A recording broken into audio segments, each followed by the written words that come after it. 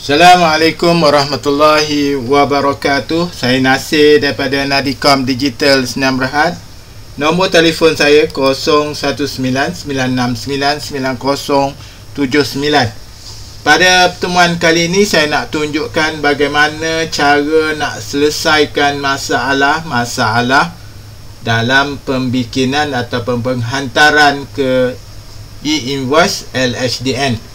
Jadi daripada contohnya ni, saya nak tunjukkan satu customer saya, dan saya mohon kemaafan pada tuan punya sistem database ni, sebab saya jadikan bukti contoh yang tu. Okey, yang pertama sekali, kalau kata kita nak hantar e-invoice, ni saya belum ready lagi pasal dia orang tak ready. Okey, kita klik my invoice, kita klik submit e-invoice. Okey, masalah yang keluar macam ni seperti mana berikut. Yang pertama sekali, kita nak settlekan masalah maximum length is 20 character dash supplier. Kita pergi dekat company profile. Okey, sekarang ni tuan-tuan dan puan-puan tengok tulisan dia yang nombor telefon dia ni masuk kat nama kedai lah apalah. Okey, kita buang yang ni. Okey, yang office ni pun okey. Paling senang, yang pertama sekali kita buang semua dulu.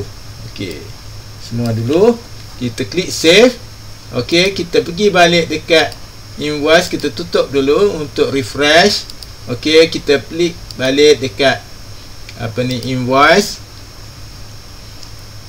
Jadi kita double klik kat sini, kita klik hantar e-invoice, submit e-invoice, dan paparannya dah lain. Maknanya sekarang ni identification number is not valid, dash buyer. Maknanya contohnya, saya akan klik edit kat sini. Saya tunjuk sampel yang panjang sikit. Kita nak kena pergi kat sini, tukar e-invoice. Sini kalau kata kita tak ada nombor yang nombor IC dia. Okey, contohnya delete itu ni, company ni, kita klik kat sini. Contohnya kita tukar kat sini sebagai BRN. Kita klik kat sini.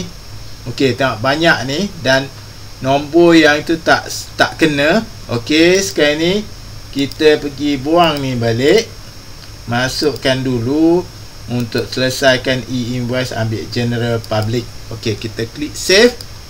Okey, kalau kata kita klik my invoice, submit my invoice, dia akan settle. Cuma masalahnya dia keluar sini where general tin 010 and ID type is not applicable.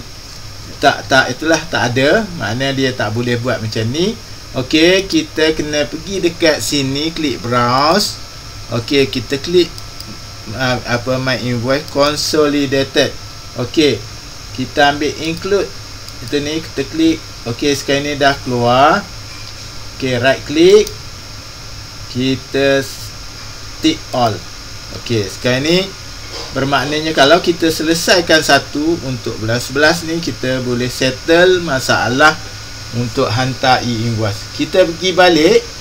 Contohnya yang ni, saya tunjukkan daripada bulan 7, 1 bulan 7 sehingga 31 bulan 7. Klik apply. Okey, sekarang ni dah ada.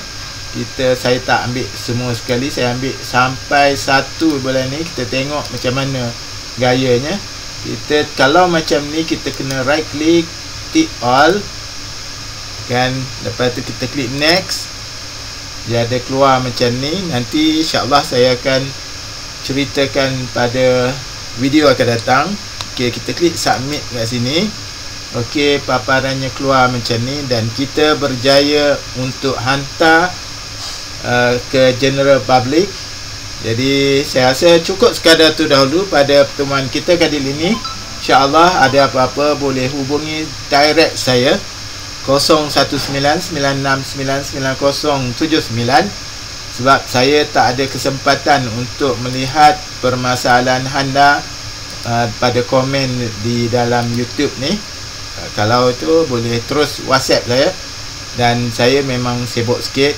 InsyaAllah kalau WhatsApp saya akan bantu anda melalui video-video yang seterusnya. Wallahu a'lam. Assalamualaikum warahmatullahi wabarakatuh.